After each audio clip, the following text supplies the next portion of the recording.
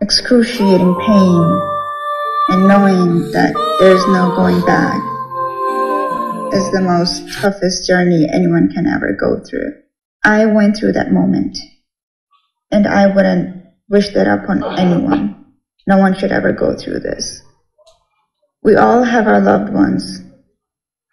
সাকিবের কোন গুণগুলো তোমাকে সবচেয়ে মুগ্ধ করে? Very caring, loving, ফুল নিয়ে আসে আর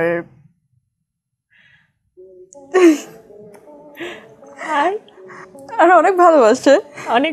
এবার 3 সন্তানকে নিয়ে সাকিব আল হাসানের ঘর ছেড়েছেন তার স্ত্রী শিশির। সাকিব আল হাসানের সাথে সম্পর্ক ছিন্ন করতে চান তার স্ত্রী শিশির। সোশ্যাল মাধ্যমে সাকিব আল হাসান ও নাফিসা কামালের ভিডিও ছড়িয়ে পড়লে সাকিবের ঘর ছাড়ার সিদ্ধান্ত নিয়েছেন শিশির। ইতিমধ্যেই সাকিব আল হাসানের সাথে তার অসংখ্য ছবি ও ভিডিও তিনি ডিলিট করে দিয়েছেন।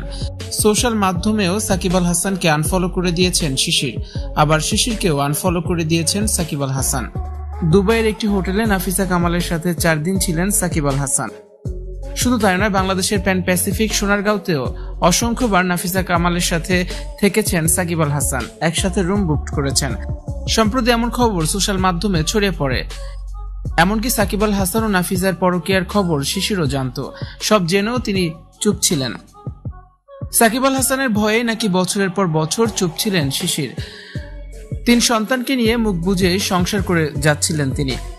সাকিব আল হাসান খেলার মাঠে ব্যাট বয় হিসেবেই পরিচিত, তবে এবার বাস্তব জীবনেও ব্যাট বয়ের তকমা পেয়েছেন তিনি।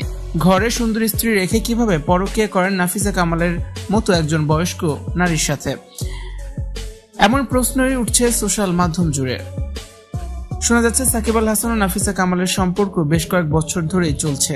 সম্প্রতি দুবাইয়ে একটি হোটেলে সাকিব আল হাসান ও নাফিসা 4 দিনের জন্য ছিলেন, এমন খবর প্রকাশ্যে আসে। নাফিসা কামালের সাথে সাকিব আল হাসানের ওই হোটেলের কিছু ভিডিও ও ছবি সামাজিক যোগাযোগ মাধ্যমগুলোতে ব্যাপকভাবে ছড়িয়ে পড়ে। নাফিসা কামালের সাথে একান্তে সময় কাটাচ্ছেন সাকিব আল হাসান। বর্তমানে পাকিস্তানে খেলা নিয়ে ব্যস্ত আছেন সাকিব আল হাসান, আর এদিকে 3 সন্তান নিয়ে